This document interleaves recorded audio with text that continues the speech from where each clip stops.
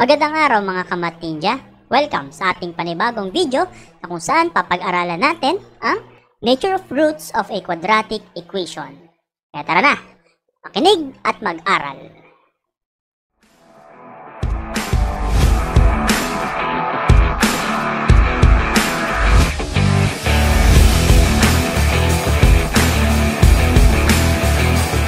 Welcome ulit sa ating video na ito. So, bago tayo mag-umpisa ng ating math tutorial, kung mapapansin nyo, matagal akong hindi nakapag-upload ng mga videos about math.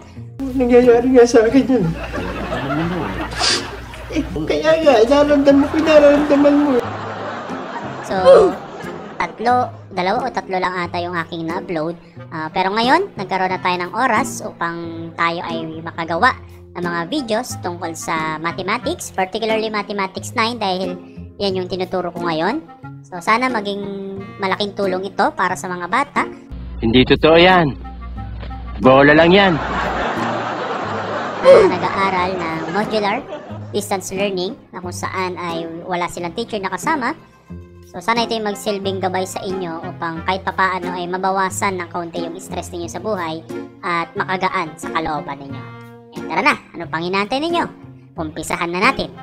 Okay, so ang ating topic ngayong araw na ito is nature of roots of quadratic equation. So, nung nakarang linggo, natapos na ninyo yung week 1 na module ninyo sa Mathematics 9. Ito ay tungkol sa introduction of quadratic equation. Pinag-aralan nyo dito ano ba ang quadratic equation. At pinag-aralan nyo rin dito yung 4 different ways in solving quadratic equation. So, hindi ako nakagawa ng video dito. So, maglalagay na lang ako ng link sa baba para panoorin ninyo ng ibang mga teachers na nagtuturo about sa quadratic equation para makasunod kayo sa lesson na ito. So, dito pa lang sa title, himay-himayin natin. Ano ba ang ibig sabihin ng nature of roots of quadratic equation? Okay. So, nung week 1 ninyo, napag-aralan natin o nalaman ninyo na kapag sinabing quadratic equation, meron itong 2 roots. Ano nga ba pag sinabing roots? Ito yung values ng x of 1 at x of 2. Okay.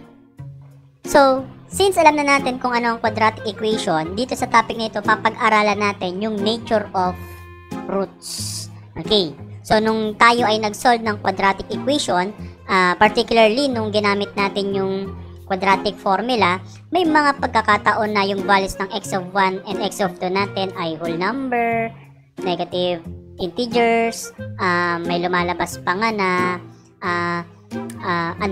what they call this one, parang walang sagot. Bakit? Kasi negative yung nasa loob ng square root sign, which is in mathematical term, ang tawag natin doon is imaginary or irrational. So, dito, malalaman natin sa lesson na ito na without using any methods in solving quadratic equations, ma-identify natin agad kung ano yung ini-expect natin na values ng x of 1 at x of 2.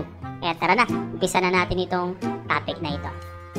Okay, so, isang malaking tanong sa inyo, paano natin ma-describe yung nature of roots o paano natin ma-identify agad yung magiging values ng x of 1 and x of 2 without using any methods in solving quadratic equation?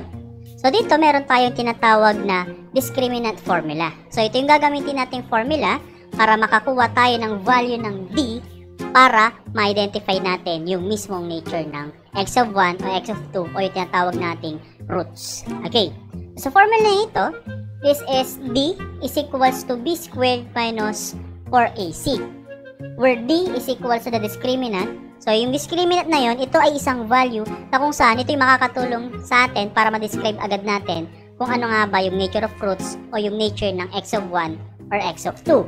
Okay. Ngayon, kung titignan nyo yung formula, familiar ba sa inyo? Saan nyo ito nakita? Yes, very good. Ito yung nasa loob ng square root sign ng quadratic formula. So, dun ito kinuha. Okay? So, based doon sa b squared minus 4ac, pag sinolve natin yan, ma-identify na natin kung negative ba, or irrational ba, or rational yung magiging values ng x of 1 and x of 2. Tara, itry natin. Okay, so pag natapos natin ma-compute yung value ng d, bago natin ma-identify talaga kung ano talaga yung nature of roots o yung values ng x of 1 and x of 2, ito dapat yung tatlo nating dapat isaalang-alang. So, kung ang value ng d daw ay eksakto o equal sa 0, so the roots are real and equal. So it means yung values ng x of 1 and x of 2 can be a counting number or in other saying real number, pero equal sila. Ibig sabihin nun, parehas yung value ng x of 1 and x of 2. Kapag ang d naman daw is greater than 0 or yung numbers na from positive 1 to positive infinity, then the roots are real and unequal. So, ano ibig sabihin ng unequal? Yung values ng x of 1 and x of 2 ay magkaiba. Pwede yung x of 1 mas mababa, yung x of 2 mas mataas, or vice versa. Ngayon naman, kapag ang value daw ng d is less than 0, it can be negative integers, then the roots are not real. Ibig sabihin, irrational, or another saying or mathematical term, irrational. Okay, so let's have the example number 1 in identifying or describing the nature of the roots of a quadratic equation. So, ang ating instruction is, without solving the roots of the quadratic equation, let's describe the nature of its roots. Okay, so example number 1 natin is x squared plus 4x plus 3 is equals to 0.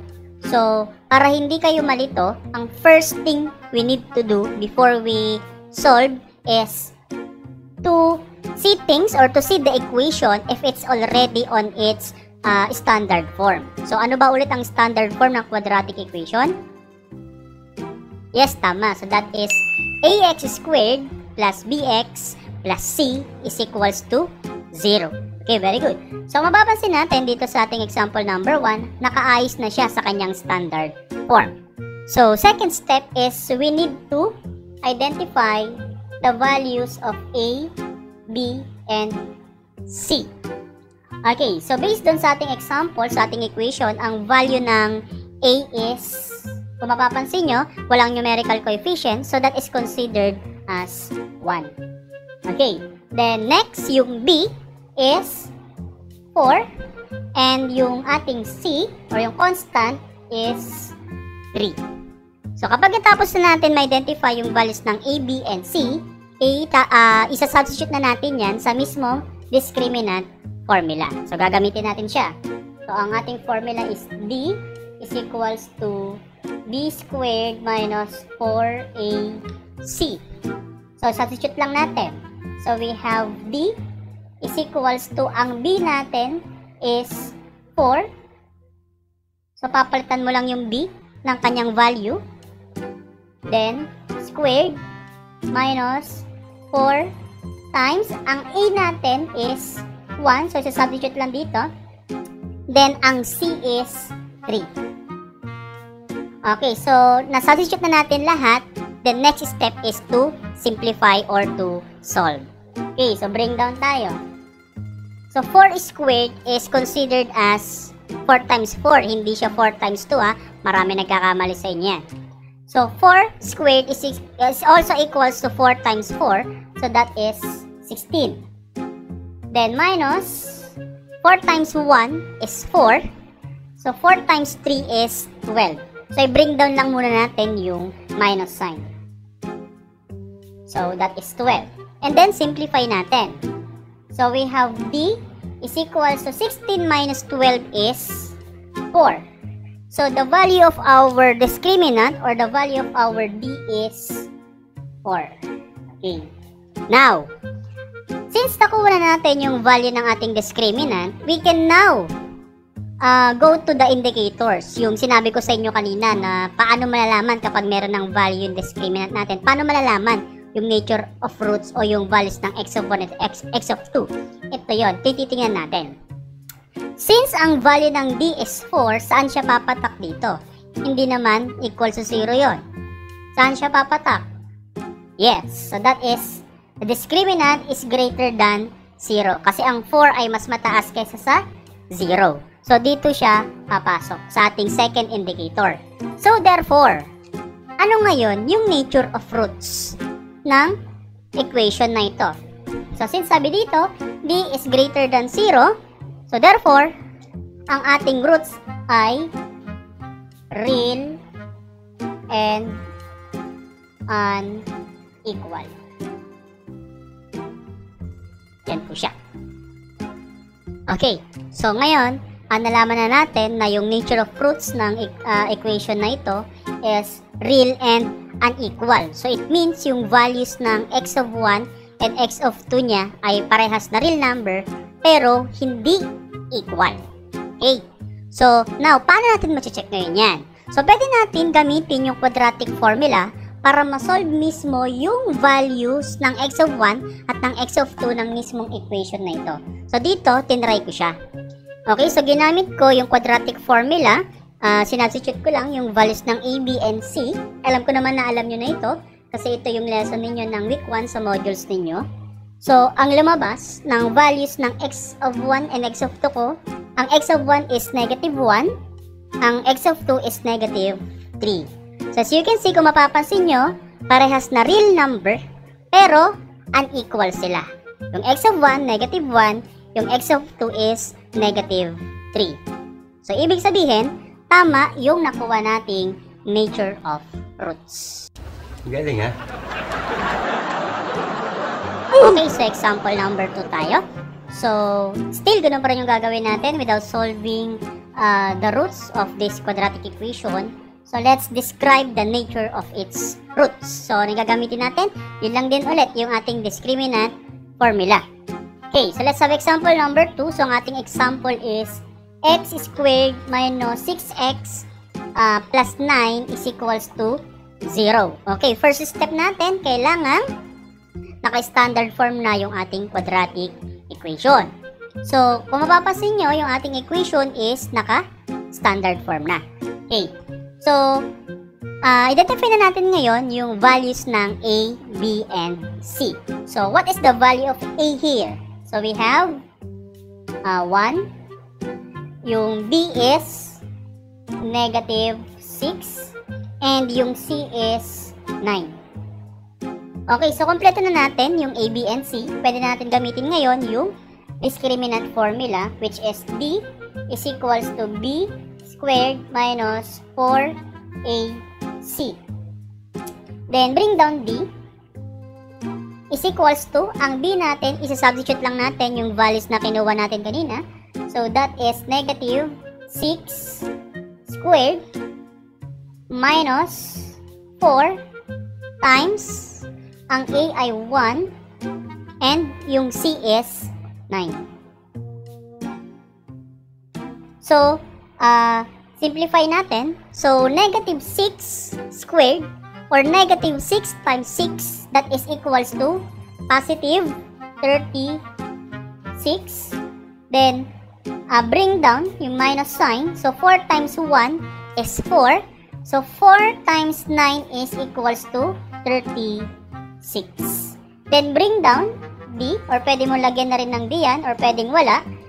So, ako kasi depende kapag ako yung nagsisolve, pwedeng sa kalagitnaan, wala yung d, then i-show ko na lang siya doon sa end ng aking solution.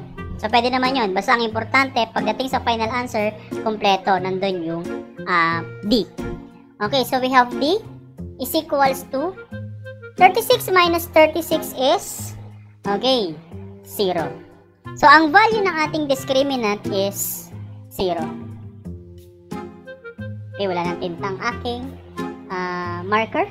So, d is equal to 0. So, hahanapin natin ngayon sa ating indicators para malaman natin kung ano nga ba yung nature of roots ng quadratic equation na ito.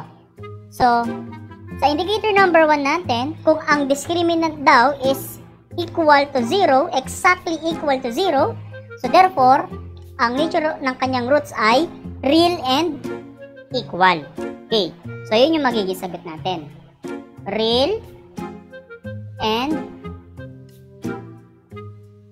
equal. It means, real number, yung values ng x of 1 and x of 2 ng quadratic equation na ito, at yung values ng x of 1 and x of 2 niya ay parehas lang. Kasi, nakalagay dito, ang roots niya ay equal.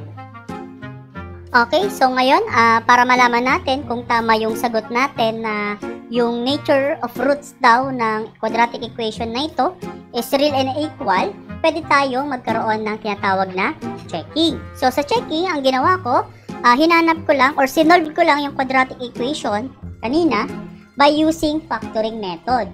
So, kung ayaw naman ng factoring, ang pinaka-the best talaga na applicable sa lahat ng quadratic equation is yung quadratic formula. Same pa rin naman ang lalabas. So, dito, nung kinompute ko yung values ng x of 1 and x of 2 ko using the factoring method, so, ang lumabas na value ng x of 1 and x of 2 ko is both 3. So, therefore, kung mapapansin nyo, parehas lang yung values ng x of 1 and x of 2 ko, which is tama doon sa ating nakuhang nature ng roots niya kanina. Na yung roots daw is real and equal. So, meaning, tama ang sagot natin sa number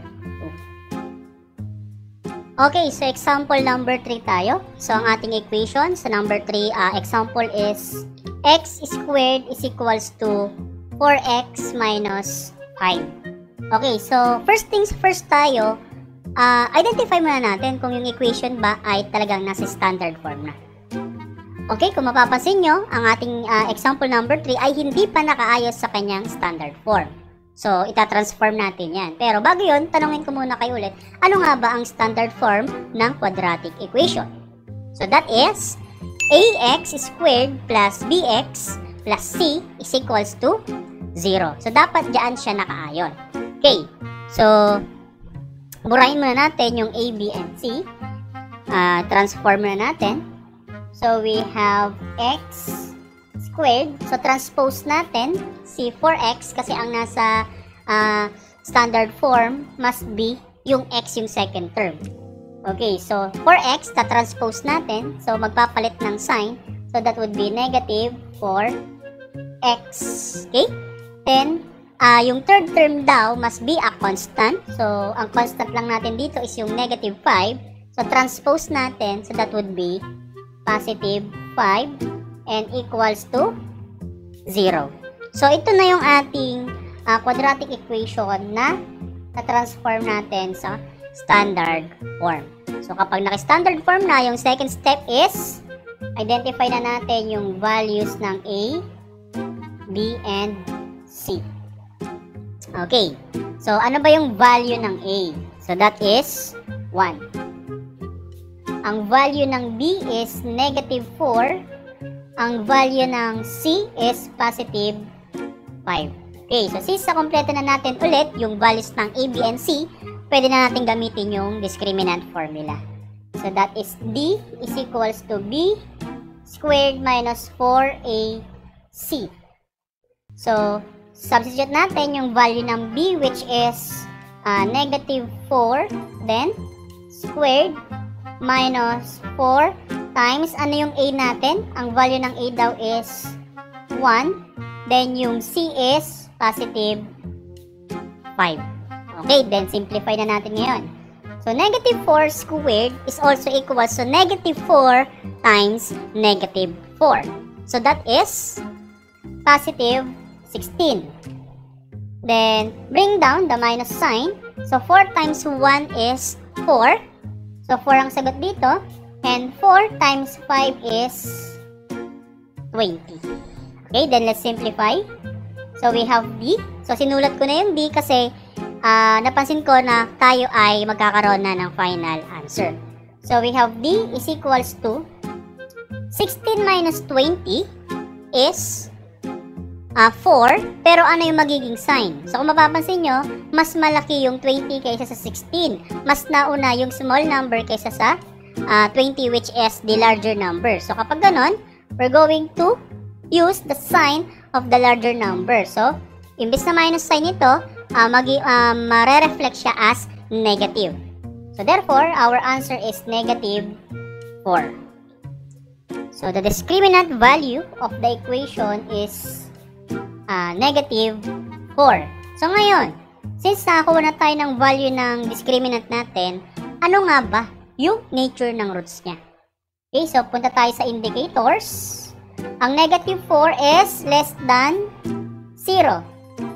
So, the discriminant is less than 0. So, therefore, ang nature of roots is not real. Or meaning, imaginary. Or irrational. Or imaginary numbers. Okay? So, ibig sabihin nun, kapag gumamit tayo ng quadratic formula, ang nasa loob ng radical sign o ng square root sign is negative integers. So, kapag tinype niyo yan sa calculator or sa scientific calculators, square root of, say for example, negative 1, ang lalabas is math error or syntax error. Why? Because there no such thing na number. Okay? So, para ma-check natin kung tama yung ating sagot, na yung nature of roots o yung magiging values ng x of 1 and x of 2 ng equation na ito is not real or imaginary. So, pwede tayong mag-check. So, paano mag-check? Ito. Ginamitan ko lang or sinolve ko lang yung mismong quadratic equation natin kanina.